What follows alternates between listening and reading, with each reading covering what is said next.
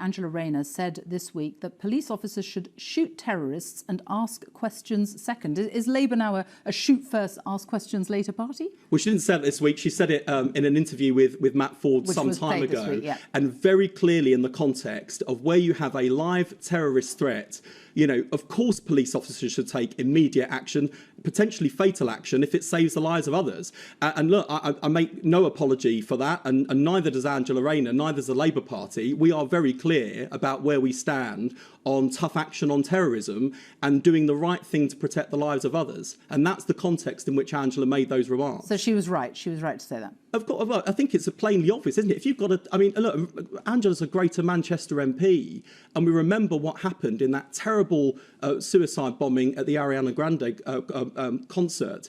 If a police officer, an armed police officer, has an opportunity to shoot a terrorist in order to save the lives of others, of course they should pull the trigger. Do you agree with your Shadow Justice Secretary, Steve Reed, that Corbyn's Labour cared more about criminals than victims? Well, I think that's the perception that took hold, bluntly, that Labour was seen as not strong enough on crime, which is a terrible position to be in, partly because Labour's got a very strong record on crime and policing. Look back to the days of tough on crime and tough on the causes of crime.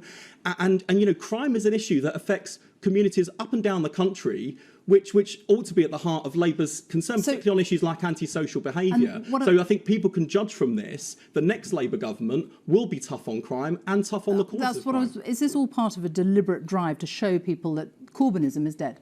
I think the important thing is we show the voters that we got the message when they inflicted the worst defeat on the Labour Party since 1935. And it would be supremely arrogant for the Labour Party to say to the voters, thanks for the kicking you gave us, but we've decided we're still right, you were wrong, and we're not going to change. So the positions that we've just discussed, whether on tough action on terrorism or action to protect communities from antisocial behaviour and other crime, I would describe as mainstream, traditional Labour positions that sadly we deviated from for about 5 years or so, and we're back to that place that people expect the Labour Party, demand the Labour Party be in, of taking tough action on crime.